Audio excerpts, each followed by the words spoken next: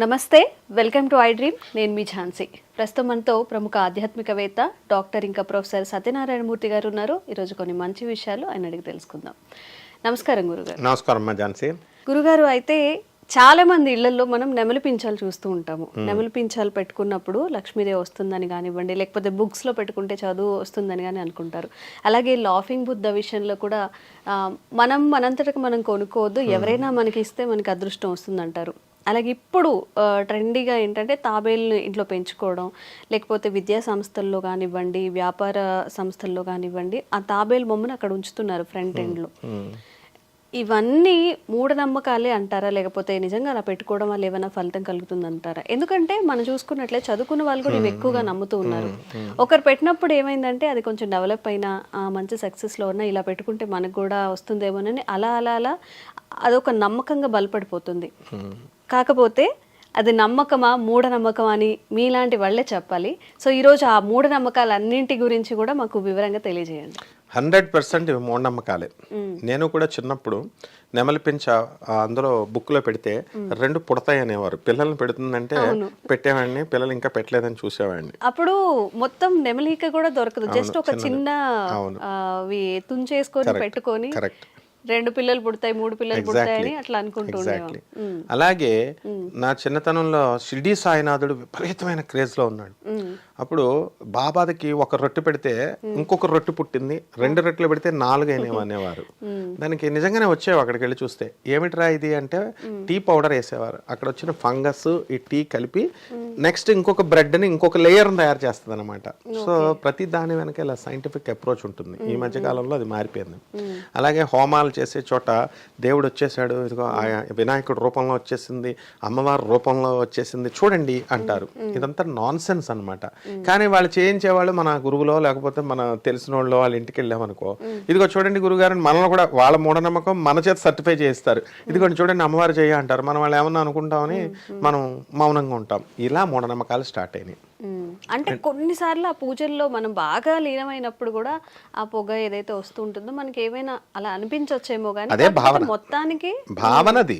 అమ్మవారు ఆ రూపంలో కనబడము అలా కాదు. ఇప్పుడు ప్రతిదీ మనం ఇక్కడ చూసాం అనుకోండి, ఏదైనా దాంట్లో మనకు అది ఓంకారంలాగా చూస్తే అది ఓంకారంలాగా వస్తుంది. యద్భావం తద్భవతి అన్నారు. ఎలా చూస్తే భావన అలా. As you so you become, ఏది సో యూ రీప్, ఏ విత్తనం వేస్తే ఆ చెట్టు వస్తుంది.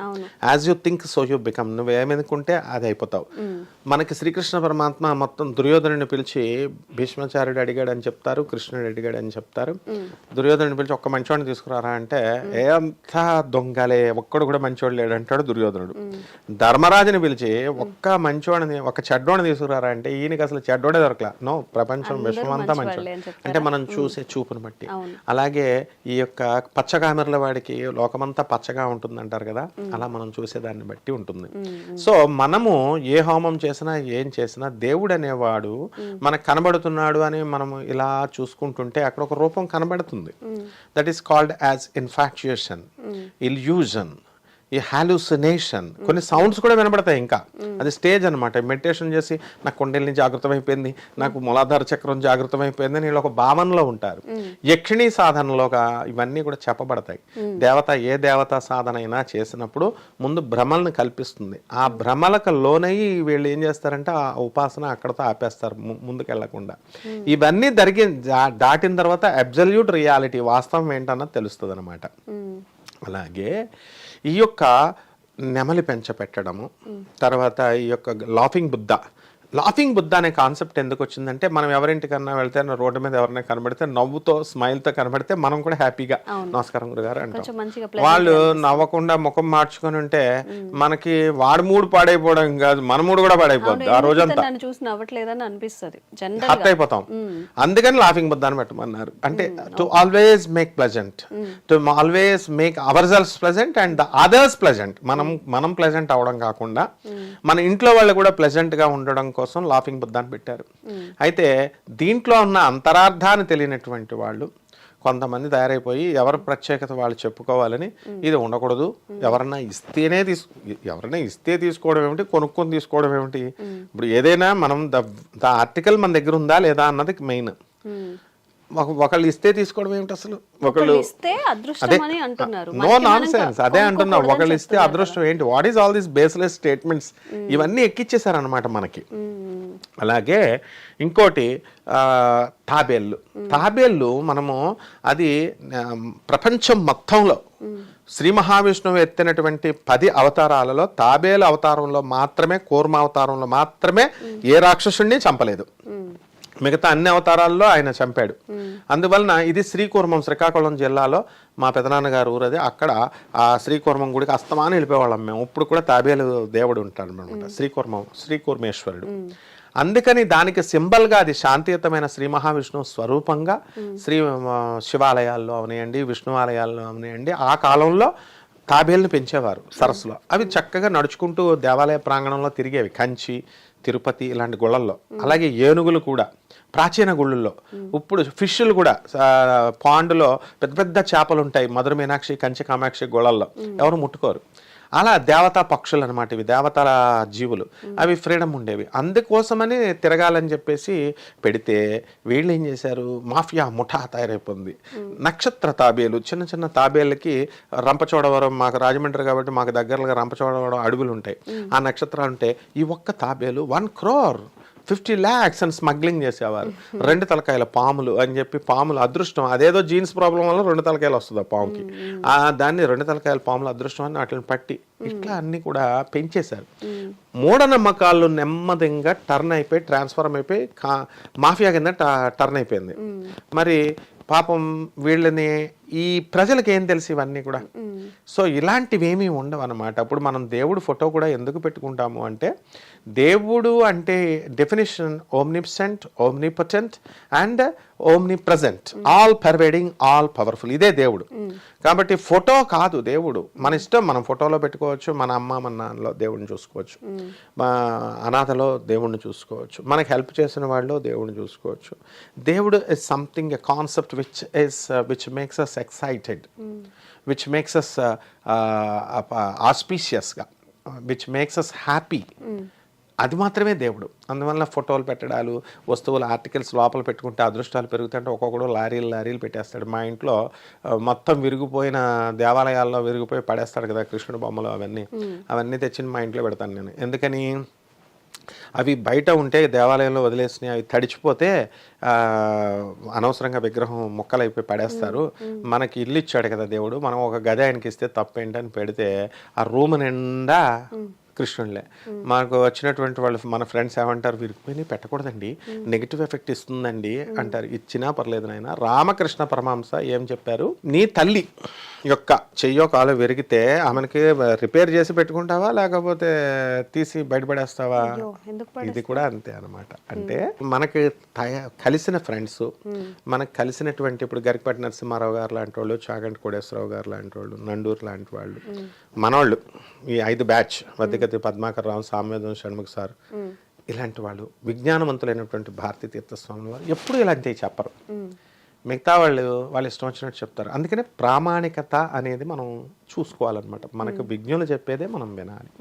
అలా కాకుండా ఎవరిష్టం వచ్చినట్టు వాళ్ళు చెప్తే, వాళ్ళు ఏది మంచిదో ఏది తప్పో తెలియదు. సో ఆల్వేస్ ఎ డాక్టర్ ఏం చెప్తాడు, నువ్వు మీ మెడిసిన్ వేయాలి అంటాడు, అంతే. అదే you have to use ampicillin only for this disease, that's all. అంతేగాని నేను ఇది వేస్తానండి అంటే ఆర్ఎంపీలు తయారవుతారు. ఇది కాదని వాడు ఎక్కువ రాస్తాడు వాడు. నో, ఈ డాక్టర్ వాడి ఆర్ఎంపీని సప్రెస్ చేయాలి, లేకపోతే ఏమవుతుందంటే వీడు చెప్పేదే కరెక్ట్ అనుకుంటారు. అలాగే ఈ ఫేక్లుగా చెప్పేది, మూఢనమ్మకాలు పెంచే వాళ్ళని, చదువుకున్న వాళ్ళు ఏమనుకుంటారో అని బాధతో, భయంతో వదిలేస్తే ఈ టోటల్ అసలైన విజ్ఞానం ప్రజలకు అందదు. కలియుగంలో కన్ఫ్యూజన్ అనమాట, రాహు పరిపాలిస్తాడు. అందువలన తప్పకుండా నువ్వు అడిగిన ప్రశ్న చాలా వండర్ఫుల్ ప్రశ్న అమ్మా. ఇవన్నీ మూఢనమ్మకాలే తప్ప మనకి ఏ విధమైనటువంటి ప్రయోజనము ఉండదు. కాకపోతే అది నమల పెంచుకోవడం వల్ల ఏమీ తప్పు లేదు కదా, పుస్తకంలో పెట్టుకోవడం వల్ల ఎవరికి హాని లేదు. నా లాఫింగ్ బుద్ధ ఇంట్లో పెట్టుకోవడం వల్ల ఏమీ లేదు. అలా ఇతరులకి ప్రమాదకరం కానటువంటి హ్యాబిట్స్ని మనం మామూలుగా ఉంచుకోవచ్చు తప్ప it doesn't give any result. So జనాలు కూడా ఏంటంటే ఏది నమ్మాలి, ఎంతవరకు నమ్మాలి. ఇప్పుడు కొంతమంది చెప్తూ ఉంటారు లాఫింగ్ బుద్ధ ఇవ్వగానే మీకు కలిసి వస్తుంది, లక్ష్మీదేవి వస్తుంది, కుబేరులా ఉంటాడు కాబట్టి మీకు ధనలక్ష్మి కలిసి వస్తుంది, బాగా డబ్బులు వస్తాయి, కానీ మీరెవరికి ఇవ్వకూడదు, మీ డబ్బులు అటుపోతాయి. ఈ భావనలన్నీ ఏంటంటే మిస్లీడ్ చేసినట్టుగానే ఉంటాయి. ఎగ్జాక్ట్లీ. ఒకదానికొకటి ఇంటర్లింక్ చేసుకొని ఇలానే కొన్ని ఒక 10-20 మూఢనమ్మకాల్ని నమ్ముకుంటూ పోతే ఎగ్జాక్ట్లీ ఏదో ఒక టైంలో ఎలా అంటే ఇది నిజం కాదు అని మనకి తెలిసినప్పటికీ కూడా బట్ ఎప్పటి నుంచో ఫాలో అవుతున్నాం కాబట్టి గుడ్డిగా అదే ఫాలో అవుతుంటారు. అంటే ఇప్పుడు ఒక ఐపీఎస్ ఆఫీసర్ ఉంటాడు, he knows the police law manual, commissioner, DGP, additional DGP's, వీళ్ళంతా నేను కానిస్టేబుల్ స్టేజ్ నుంచి నేను డీజీపీ స్థాయి వరకు తిరుగుతా. మా ఫ్రెండ్స్ వాళ్ళు ఐపీఎస్లు, అలాగే నా క్లాస్మేట్స్, అలాగే ఆనరబుల్ జడ్జెస్, సుప్రీంకోర్టు స్థాయి వరకు, డిస్ట్రిక్ట్ స్థాయి నుంచి అడ్వకేట్స్తో తిరుగుతాం మనం. అడ్వకేట్స్ జ్ఞానం వేరు, డిస్ట్రిక్ట్ జడ్జి జ్ఞానం వేరు. అక్కడి నుంచి సుప్రీంకోర్టు సైటేషన్స్ తీసుకుంటారు వీళ్ళు, అంటే డిఫర్ అయిపోతాయి. కానిస్టేబుల్కి తెలిసిన పరిజ్ఞానం వేరు, ఎస్ఐ రిఫైన్డ్గా ఉంటాడు ఆయన కంటే, ఈ ఎస్ఐ కంటే కూడా సిఐ ఎక్స్పీరియన్స్ ఉంటాడు, వాళ్ళు చాలా కూల్గా మాట్లాడతారు. అలా అక్కడి నుంచి వెళ్ళేసరికి డీసీపీ ఇంకా కూల్గా ఉంటారు వాళ్ళు. సిపి ఎందుకయ్యా గొడవలు, అనవసరంగా డబ్బుల కోసం చంపేస్తారని మా Tirumala Rao sir DGP of Andhra Pradesh అనేవారు. ఎవరినైనా తీసుకెళ్తే ఈ డబ్బుల కోసం ఎందుకు ప్రాణం, అంత సాఫ్ట్గా చెప్పేవాడు. అదే మనమైతే తోలు తీసేసి ఎరగదీసేసి లోన్ వేసేసి కుమ్మేస్తాం. కాబట్టి ఇటువంటి గొప్ప వాళ్ళు చెప్పేది వినరు ఈ జనం. చదువుకున్నటువంటి వాళ్ళు, పోలీస్ ఆఫీసర్స్ కానీ, డీజీపీస్ కానీ, ఆనరబుల్ జడ్జెస్, అలాగే ఈ ఆధ్యాత్మిక ఫీల్డ్లో చదువు కాదు అక్కడ, పరిణతి. నువ్వు చెప్పే ఆన్సర్స్ని బట్టి గెస్ చేయాలి ప్రజలు. ప్రజలకు చదువుకున్న వాళ్ళు చెప్పేది వినరు. ఒక జేడి లక్ష్మీనారాయణ చెప్పేది వినరు, ఒక లోక్సత్తా జయప్రకాష్ నారాయణ చెప్పేది వినరు. మామూలు వాళ్ళు చెప్తుంటే ఇది నీకు అదృష్టం కలిసి వస్తుంది, నీకు కోట్లు వస్తుందని షార్ట్ కట్ మెథడ్లో వెళ్ళిపోతారు. ఇది ఉండకూడదని తాపీ మేస్త్రి చెప్పినా ఈయనేస్తారు. సో ఇది మన దేశ దౌర్భాగ్యం అమ్మ. మారుతుంది గురుగారు, త్వరలోనే డెఫినెట్ గా మార్చేది మీరే.